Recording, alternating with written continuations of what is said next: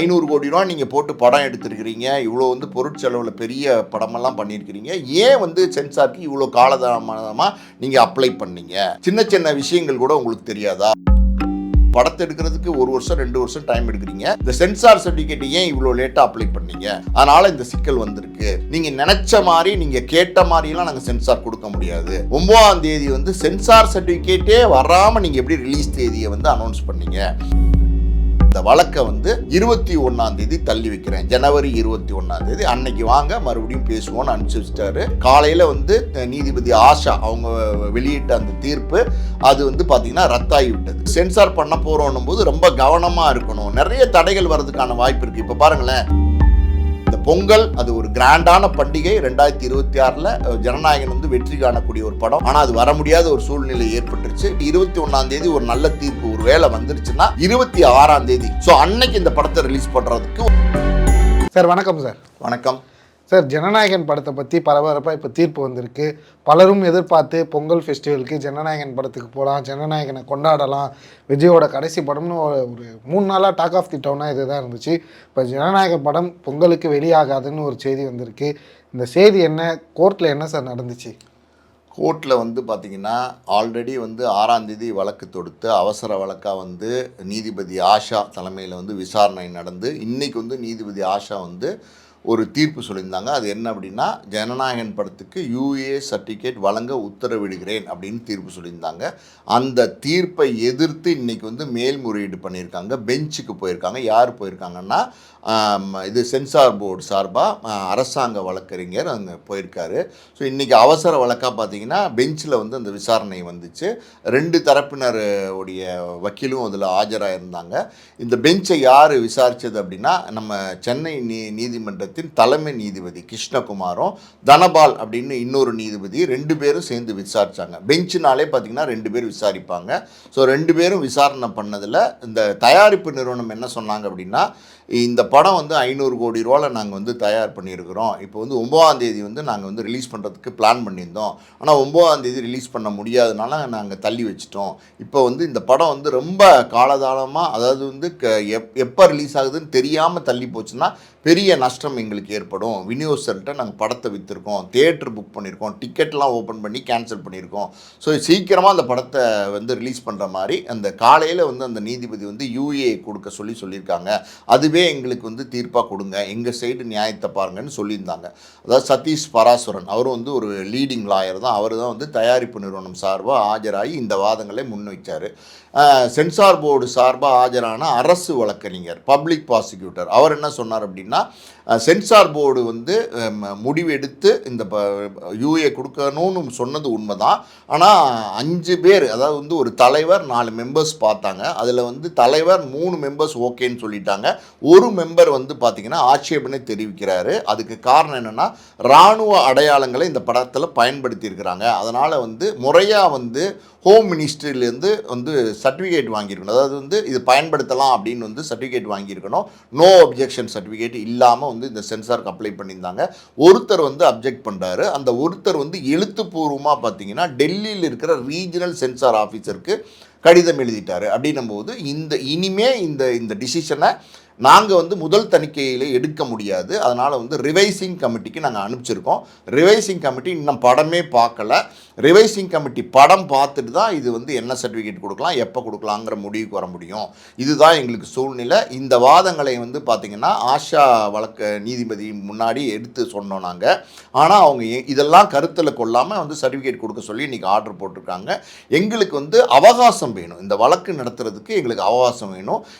எங்கள் சைடில் வந்து நாங்கள் வந்து சில ஆவணங்களை தாக்கல் பண்ண வேண்டியிருக்கு. அந்த ஆவணங்களை தாக்கல் பண்ணுறதுக்கு போதிய அவகாசம் இல்லாமல் இந்த தீர்ப்பு வழங்கப்பட்டிருக்கு. நீங்கள் வந்து இப்போ நியாயம் சொல்லணும் அப்படின்னும் போது நீதிபதி வந்து தயாரிப்பு நிறுவனத்திட்ட சாரமாரியாக கேள்வி கேட்டுக்காரு. என்னென்னா, இத்தனை 500 கோடி ரூபா நீங்கள் போட்டு படம் எடுத்திருக்கிறீங்க, இவ்வளோ வந்து பொருட்செலவில் பெரிய படமெல்லாம் பண்ணியிருக்கிறீங்க, ஏன் வந்து சென்சாருக்கு இவ்வளோ காலதாமதமாக நீங்கள் அப்ளை பண்ணீங்க? சின்ன சின்ன விஷயங்கள் கூட உங்களுக்கு தெரியாதா? ஒரு இராணுவ சிம்பிள்களையெல்லாம் நீங்கள் பயன்படுத்தும் போது அது பயன்படுத்தலாமா கூடாதா அப்படிங்கிறது நீங்கள் எங்கேயுமே கேட்டு தெரிஞ்சுக்கலையா? இராணுவத்தினுடைய காட்சிகள் வரும்போது எப்போவுமே கவனமாக இருக்கணும். இது இல்லாமல் பார்த்தீங்கன்னா அதில் ஹோம் மினிஸ்ட்ரியில் நோ அப்ஜெக்ஷன் சர்டிஃபிகேட் வாங்கணும். இது உங்களுக்கு தெரியாதா? இவ்வளோ பெரிய பட நிறுவனம்னு சொல்கிறீங்க, உடனே வந்து படத்தை ரிலீஸ் பண்ணணும், ரிலீஸ் பண்ணலைன்னா நஷ்டம் ஏற்படும்னு சொல்கிறீங்க. இதெல்லாம் தெரியாமல் நீங்கள் பண்ணியிருக்கீங்க. நீங்கள் இந்த சென்சார் சர்டிஃபிகேட்டு இப்போ வந்து அப்ளை பண்ணதுக்கு பதில் கொஞ்சம் முன்னாடியே நீங்கள் அப்ளை பண்ணியிருக்கலாமே. அதாவது வந்து ஒரு படத்தை எடுக்கிறதுக்கு 1 வருஷம் 2 வருஷம் டைம் எடுக்கிறீங்க. இந்த சென்சார் சர்டிஃபிகேட் ஏன் இவ்வளோ லேட்டாக அப்ளை பண்ணீங்க? அதனால் இந்த சிக்கல் வந்திருக்கு. நீங்கள் நினச்ச மாதிரி நீங்கள் கேட்ட மாதிரிலாம் நாங்கள் சென்சார் கொடுக்க முடியாது. 9ஆம் தேதி வந்து சென்சார் சர்டிஃபிகேட்டே வராமல் நீங்கள் எப்படி ரிலீஸ் தேதியை வந்து அனௌன்ஸ் பண்ணீங்க? சென்சார் சர்டிஃபிகேட்டை வந்து வாங்கினதுக்கப்புறம் தான் ரிலீஸ் தேதி அனௌன்ஸ் பண்ணணும். உங்களுக்கு தெரியுமா? இது எதுவுமே நீங்கள் வந்து விதிகளை வந்து ஃபாலோ பண்ணாமல் விதிமுறை மீறல் பண்ணியிருக்கீங்க. இப்போ வந்து சென்சார் ஆர்கனைசேஷனுங்கிறது ஒரு மத்திய அரசு நிறுவனம், அட்டானமஸ் பாடி, தன்னிச்சையாக செயல்படக்கூடிய ஒரு நிறுவனம். அவங்க மட்டும்தான் ஒரு படத்தை பார்த்து என்ன சர்டிஃபிகேட் கொடுக்கலாம், எங்கெங்கே கட்ஸ் கொடுக்கலாம் எல்லாம் முடிவு பண்ணக்கூடிய அதிகாரம் பெற்றவர்கள். அவங்கள வந்து உடனே வந்து யூஏ சர்டிஃபிகேட் கொடுங்க, நாங்கள் நாளைக்கே ரிலீஸ் பண்ணணும் அப்படின்னு வந்து நிர்பந்தம் பண்ண முடியாது, நெருக்கடி கொடுக்க முடியாது. அதனால் வந்து நான் இந்த வழக்கை வந்து 21ஆம் தேதி தள்ளி வைக்கிறேன். ஜனவரி 21ஆம் தேதி அன்னைக்கு வாங்க மறுபடியும் பேசுவோன்னு அனுப்பிச்சி வச்சிட்டாரு. இதுதான் நடந்திருக்கு. காலையில் வந்து நீதிபதி ஆஷா அவங்க வெளியிட்ட அந்த தீர்ப்பு அது வந்து பார்த்திங்கன்னா ரத்தாகி விட்டது. இதனால் பார்த்திங்கன்னா ஜனநாயகன் படத்தினுடைய ரிலீஸ் வந்து காலவரை இல்லாமல் வந்து தள்ளி போயிருக்கு அப்படின்னு தான் நம்ம சொல்லணும். இதிலிருந்து வந்து பார்த்திங்கன்னா மற்ற தயாரிப்பு நிறுவனங்கள் ஒரு பாடமாக எடுத்துக்கணும். ஒரு பெரிய படம், ஒரு பெரிய ஹீரோ வச்சு பிளான் பண்ணுறாங்க. நியாயமாக பார்த்திங்கன்னா ஒரு தயாரிப்பாளராக வந்து கோர்ட்டில் சொல்லியிருக்காங்கல்ல, அதாவது வந்து சென்சார் சர்டிஃபிகேட் வாங்காமல் எப்படி நீங்கள் வந்து தேதியை வந்து வெளியீட்டு தேதியை வந்து அனௌன்ஸ் பண்ணீங்க, எப்படி நீங்கள் பப்ளிசிட்டி பண்ணீங்கன்னு கேட்டிருக்காங்கல்ல, அது ரொம்ப ரொம்ப சரி. எப்போவுமே என்னென்னா சென்சார் சர்டிஃபிகேட் ஒப்டைன் பண்ணதுக்கப்புறம் தான், அதாவது வாங்கினதுக்கப்புறம் தான் அந்த ரிலீஸ் தேதியை அனௌன்ஸ் பண்ணணும். அதுதான் நியாயம். ஆனால் அந்த விதிமீறல்களை அவங்க பண்ணியிருக்கிறாங்க. இதை விதிமீறல்கள் வந்து சொல்கிறதா எப்படின்னு சொல்கிறதுன்னு தெரில. பல தயாரிப்பு நிறுவனங்கள் பார்த்திங்கன்னா சென்சார் சர்டிஃபிகேட் வாங்குறதுக்கு முன்னாடியே பார்த்திங்கன்னா அவங்க ரிலீஸ் தேதி அனௌன்ஸ் பண்ணுறாங்க. இப்போ பராசக்திக்கும் பார்த்திங்கன்னா இதே மாதிரி பிரச்சனை வந்துச்சு. பராசக்தியும் இதே காலகட்டங்களில் சென்சாருக்கு அப்ளை பண்ணாங்க. அவங்களுக்கும் ஏகப்பட்ட கட்ஸ் கொடுத்தாங்க. சுதா கோங்கரா பொறுத்த வரைக்கும் அந்த பல கட்ஸை வந்து அவங்க ஏற்றுக்க மறுத்தாங்க. அதனால் சுதா கோங்கராவே பார்த்திங்கன்னா ரிவைசிங் கமிட்டிக்கு படத்தை அனுப்பிச்சாங்க. அங்கே ரிவைசிங் கமிட்டிலையும் பார்த்திங்கன்னா நிறைய கட்ஸ் எல்லாம் கொடுத்துருக்காங்க. அதெல்லாம் ஒத்துக்கிட்டால் தான் படம் ரிலீஸ் ஆகும்னு ஒரு சூழ்நிலை. அதனால் வந்து என்ன மேக்ஸிமம் கட்ஸு குறைக்க முடியுமோ அந்தளவுக்கு பேசி குறைச்சிட்டு அவங்களுமே இப்போ வந்து சென்சார் சர்டிஃபிகேட்டை வாங்கியிருக்காங்க. அவங்களுக்குமே யூஏ சென்சார் சர்டிஃபிகேட் உங்களுக்கு வழங்கப்படும்னு சொல்லி கிட்டத்தட்ட 4-5 நாளாக கையில் சர்டிஃபிகேட் வராமல் இருந்துச்சு.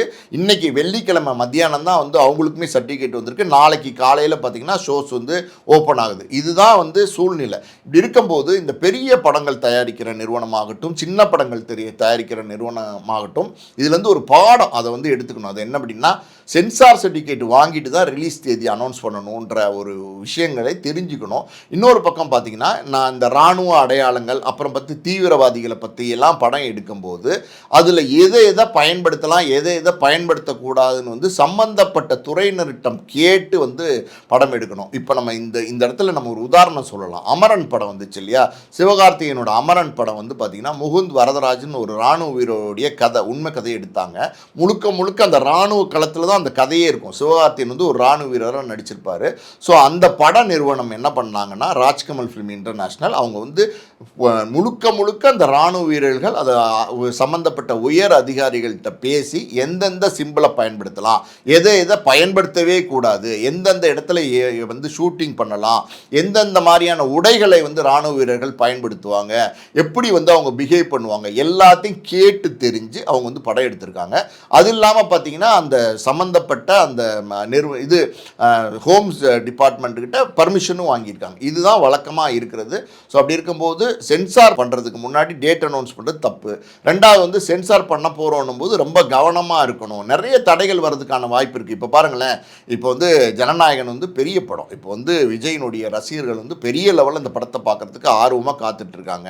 அதாவது தியேட்டரே திருவிழா கோலமாக இருக்குது. நீங்கள் உண்மையாக போய் பார்த்தீங்கன்னா நமக்கே மனசு கஷ்டமாக இருக்குது. ஏன் அப்படின்னா எல்லா பக்கமும் பேனர் ஏற்றிட்டாங்க. எல்லா தியேட்டர்லையும் பேனர் ஏற்றிட்டாங்க. சென்னையை மட்டும் நான் சொல்கிறேன். இது மாதிரி தமிழ்நாடு ஃபுல்லாக பேனர் ஏற்றிட்டாங்க, வினைல் கட்டிட்டாங்க. இப்போ பெரிய விஜய்காண்டி பெரிய ரசிகர்கள் மட்டும் விஜயோட பெரிய பெரிய கட் அவுட்ஸை வச்சுட்டாங்க, வால் போஸ்ட் அடிச்சுட்டாங்க. எல்லாமே வந்து பண்ணி 9ஆம் தேதி படம் வரப்போகுதுன்னு செலிப்ரேஷன் மூடு. அதாவது வந்து ஒரு ரசிகன் அவருடைய தலைவரோட படம் வருது, அவருடைய நடிகருடைய படம் வருதுன்னா அந்த அளவுக்கு கொண்டாடுவாங்க. விஜயை பொறுத்த வரைக்கும் இன்றைக்கி தமிழ் சினிமாவில் வந்து ஒரு முக்கியமான நடிகர், டாப் ஸ்டார் அப்படின்னு நம்ம சொல்லலாம். உச்சத்தில் இருக்கிற ஒரு நடிகர்னும் போது அப்படிப்பட்ட ஒரு ஸ்டார்ஸோட படங்கள் தான் ரசிகர்களுக்கு பெரிய சந்தோஷத்தை கொடுக்கும், பெரிய என்ஜாய்மெண்ட் கொடுக்கும். அது இந்த பொங்கல் திருவிழா போது இந்த படம் வருது.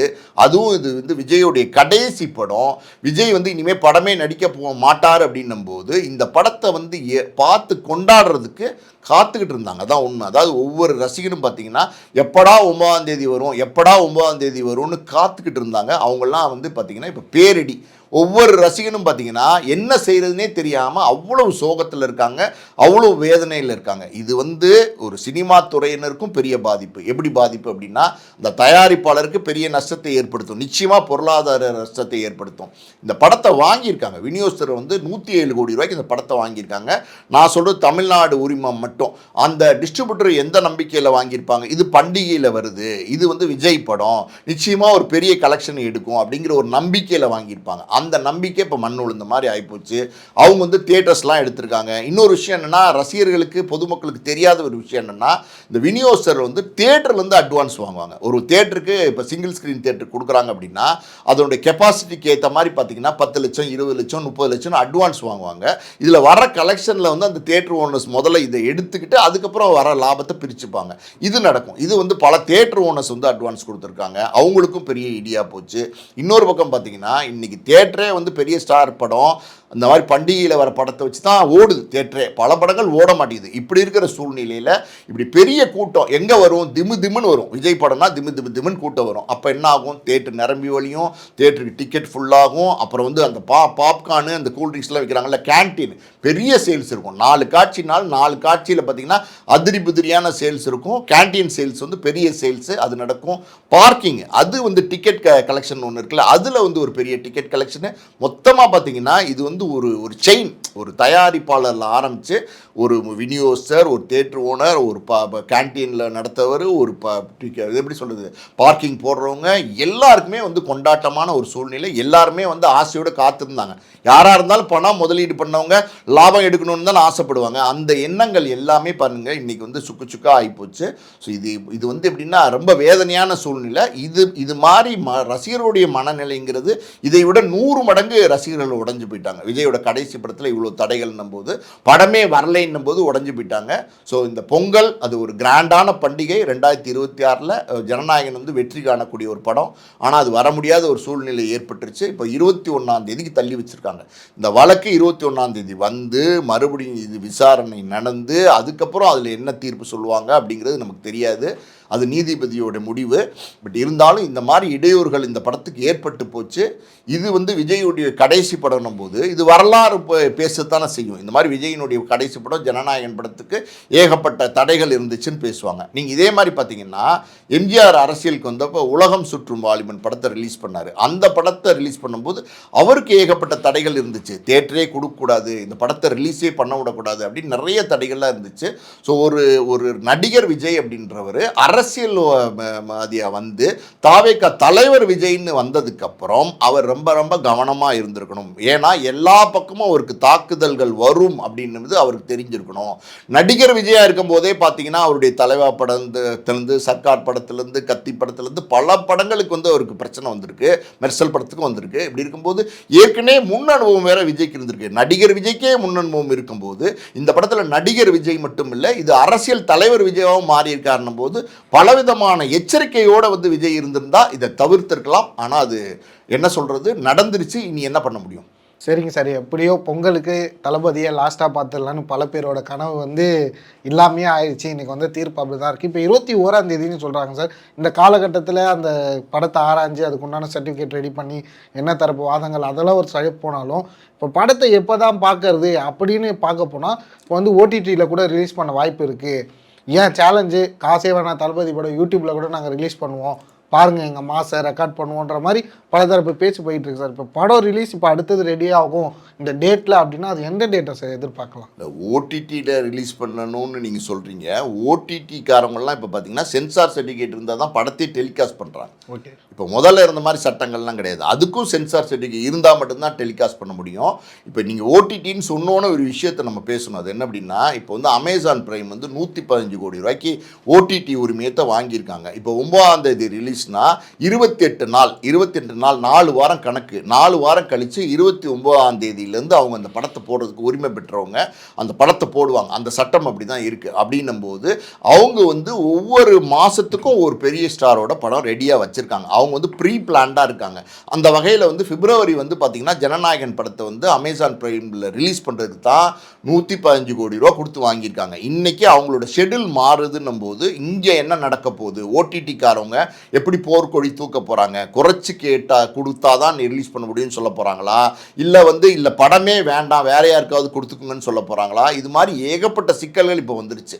உண்மையாக பார்த்தீங்கன்னா ஒரு தயாரிப்பாளர் அப்படின்னும் போது இது வேதனையான விஷயம்தான். இந்த மாதிரி ஒரு சிக்கல் 500 கோடி அப்படின்னும் போது ரொம்ப கஷ்டமான சூழ்நிலை. இருந்தாலும் நீங்கள் சொன்ன மாதிரி வந்து 21ஆம் தேதி ஒரு நல்ல தீர்ப்பு ஒரு வேளை வந்துருச்சுன்னா 26ஆம் தேதி ரிப்பப்ளிக் டே, அந்த 26ஆம் தேதி பல படங்கள் ஆல்ரெடி ரிலீஸ் பண்ணியிருக்காங்க. அதுவுமே வந்து பார்த்திங்கன்னா ஒரு ரிலீஸ் டேட்டு தான். ஸோ அன்னைக்கு இந்த படத்தை ரிலீஸ் பண்ணுறதுக்கு ஒரு ஆயத்த வேலைகள் நடந்துக்கிட்டு இருக்குன்னு சொல்கிறாங்க. அன்னைக்கு வந்தால் கூட அது வந்து கொண்டாட்டமாக தான் இருக்கும். இன்னொரு விஷயம் சொல்கிறேன் கேளுங்க. இது பொங்கல், இந்த நேரத்தில் இப்போ வந்து விஜயோட படம் வரல அப்படின்னு ஒரு ரசிகர்கள் வருத்தப்பட்டால் கூட இந்த என்னைக்கு விஜயோட படம் அந்த ஜனநாயகன் வருதோ அன்னைக்கு அவங்களுக்கு பொங்கல் தான் அப்படின்னு வந்து விஜயோட ரசிகர்கள் வந்து ஆல்ரெடி வந்து ட்வீட் போட்டுட்டு என்ஜாய் பண்ணிட்டு மனசை வந்து சமாதானப்படுத்திட்டு இருக்காங்க. உண்மையே தான். அதாவது ஒருத்தரை வந்து நேசிக்கும் போது அவர் படம் ரிலீஸ் ஆகிற அன்னைக்கு தான் பொங்கல். நிச்சயமாக அது ஒரு பெரிய வெற்றி அடையட்டும். பட் இந்த மாதிரியான அசௌரியங்கள் நடக்காமல் இனிமே வந்து எச்சரிக்கையாக இருக்கணும். ஓகே சார், ஜனநாயகன் படத்தை பற்றி பல தகவல்களை சொன்னீங்க. நேரம் தந்ததுக்கு நன்றி சார். நன்றி.